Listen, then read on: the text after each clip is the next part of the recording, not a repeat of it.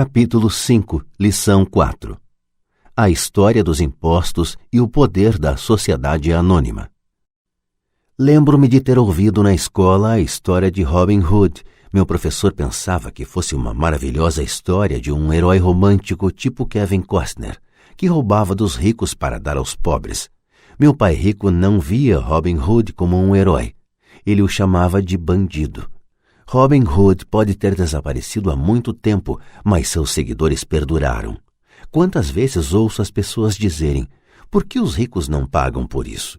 Ou, os ricos deveriam pagar mais impostos para atender a pobreza.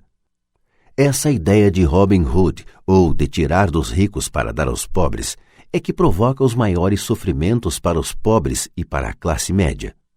Razão pela qual a classe média paga impostos tão pesados está no ideal de Robin Hood. Na verdade, os ricos não são tributados. É a classe média que paga pelos pobres, especialmente a classe média alta instruída. Novamente, para entender bem como tudo acontece, precisamos adotar uma perspectiva histórica. Precisamos conhecer a história dos impostos. Meu pai, muito instruído, era especialista em história da educação. Já meu pai rico se tornou um especialista na história dos impostos. Pai rico explicou a Mike e a mim que originalmente na Inglaterra e nos Estados Unidos não havia impostos. De vez em quando eram lançados impostos eventuais para financiar guerras. O rei ou o presidente anunciava o acontecido e convocava todos para rachar a despesa. Impostos foram lançados na Grã-Bretanha para financiar as lutas contra Napoleão de 1799 a 1816 e nos Estados Unidos para financiar a Guerra Civil entre 1861 e 1865. Em 1874, a Inglaterra instituiu um imposto de renda permanente para seus cidadãos. Em 1913, o imposto de renda se tornou permanente nos Estados Unidos, com a adoção da 16ª emenda à Constituição. Durante certo tempo, os americanos eram contrários aos impostos. Foi o excessivo imposto sobre o chá que levou ao famoso Tea Party no porto de Boston, um incidente que ajudou a desencadear a Guerra Revolucionária. Foram necessários cerca de 50 anos, tanto na Inglaterra quanto nos Estados Unidos, para se consolidar a ideia de um imposto de renda rotineiro. O que esses dados históricos não revelam é que, em ambos os casos, os impostos foram inicialmente lançados sobre os ricos. Era isso o que o pai rico queria que Mike e eu entendêssemos. Ele explicou que a ideia de impostos se tornou popular e foi aceita pela maioria, divulgando-se aos pobres e à classe média que os impostos estavam sendo criados para punir os ricos. Foi assim que as massas votaram a favor da lei e ela se tornou constitucionalmente legal.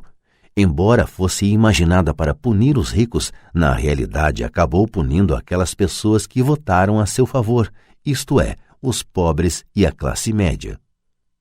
Quando o governo sentiu o gosto do dinheiro, seu apetite aumentou, disse pai rico. Seu pai e eu somos exatamente os opostos. Ele é um burocrata do governo, eu sou um capitalista. Quanto mais ele gasta e quanto mais gente ele contrata, maior será sua organização. No governo, quanto maior sua organização, mais ele será respeitado. Por outro lado, dentro de minha organização, quanto menos gente eu contratar, quanto menos eu gastar, mais respeito obterei de meus investidores. É por isso que não gosto de gente do governo. Eles têm objetivos diferentes daqueles da maioria dos homens de negócios. À medida que o governo cresce, mais e mais dólares saídos dos impostos serão necessários para sustentá-lo. Meu pai instruído acreditava sinceramente que o governo deveria ajudar as pessoas. Gostava de John F. Kennedy e especialmente da ideia do Corpo da Paz. Gostava tanto dessa ideia que ele e mamãe trabalharam para o Corpo da Paz, treinando voluntários para a Malásia, Tailândia e Filipinas. Ele sempre lutava por doações adicionais e aumentos no orçamento de modo que pudesse contratar mais gente, tanto no seu cargo no Departamento de Educação quanto no Corpo da Paz. Essa era sua função. Desde meus 10 anos de idade, ouvia meu pai rico dizer que os funcionários do governo eram um bando de ladrões preguiçosos e meu pai pobre falava que os ricos eram bandidos gananciosos, que deveriam ser obrigados a pagar mais impostos. Ambos os lados tinham argumentos válidos. Era difícil trabalhar para um dos maiores capitalistas da cidade e chegar à casa onde o pai era um destacado líder do governo. Não era fácil saber em quem acreditar. Contudo, quando você estuda a história dos impostos, aparece uma perspectiva interessante. Como já disse, a aprovação dos impostos só foi possível porque as massas acreditavam na teoria Robin Hood da economia, que era tirar dos ricos para distribuir aos demais. O problema é que o apetite do governo por dinheiro era tão grande que logo os impostos precisaram ser lançados sobre a classe média e daí ir descendo. Os ricos, por outro lado, viram nisso uma oportunidade. Eles não jogam pelas mesmas regras. Como já disse, os ricos já sabiam sobre as sociedades anônimas que se tornaram populares na época das navegações. Os ricos criaram a sociedade anônima como veículo para limitar o risco dos ativos a cada viagem. Os ricos colocavam seu dinheiro em uma sociedade anônima para financiar a viagem. A sociedade anônima então contratava uma tripulação para ir ao Novo Mundo em busca de tesouros. Se a embarcação se perdesse, a tripulação perdia a vida, mas a perda para os ricos se limitava apenas ao dinheiro investido em cada viagem. É o reconhecimento do poder da estrutura legal da sociedade anônima que dá aos ricos uma grande vantagem sobre os pobres e a classe média. Tendo dois pais a me ensinar, um socialista e outro capitalista, rapidamente percebi que a filosofia dos capitalistas tinha mais sentido financeiro para mim. Tinha a impressão de que os socialistas, em última análise, puniam a si próprios em decorrência de sua falta de instrução financeira. Não importa o que inventasse a turma do tire dos ricos, os ricos sempre encontravam uma forma de passá-la para trás. E desta forma, os impostos acabaram onerando a classe média. Os ricos passaram para trás os intelectuais somente porque aqueles entendiam o poder do dinheiro, um tema não abordado pela escola. Como os ricos passaram para trás os intelectuais? Quando o imposto, tire dos ricos, foi implementado, o dinheiro começou a fluir para os cofres do governo. Inicialmente as pessoas ficaram felizes. O dinheiro foi repassado para os funcionários do governo e para os ricos. Foi para os funcionários na forma de empregos e aposentadorias. Foi para os ricos quando as empresas receberam contratos do governo. O governo se tornou uma grande fonte de dinheiro, mas o problema era a administração fiscal desses recursos. Na verdade, não havia recirculação.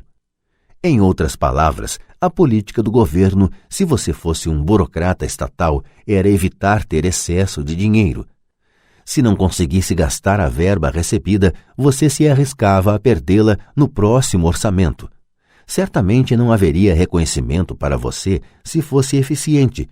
Os homens de negócios, por outro lado, são recompensados pelo dinheiro que sobra e são reconhecidos por sua eficiência.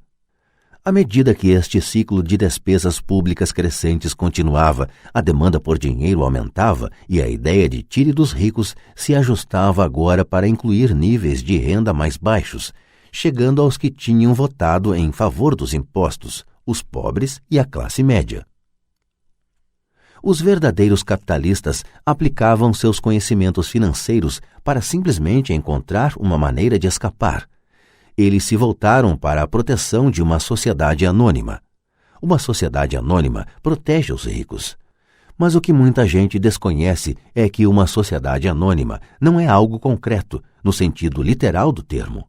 Uma sociedade anônima é simplesmente uma pasta de arquivo com alguns documentos legais que descansa no escritório de um advogado e está registrada em um órgão público. Não é um edifício com o nome de uma empresa, não é uma fábrica ou um grupo de pessoas. Uma sociedade anônima é simplesmente um documento legal que cria um corpo jurídico sem alma. A fortuna dos ricos estava novamente protegida. Mais uma vez, as sociedades anônimas se tornaram populares depois que as leis do imposto de renda permanente foram aprovadas, porque a alíquota do imposto de renda sobre as sociedades anônimas era menor do que as vigentes sobre as pessoas físicas.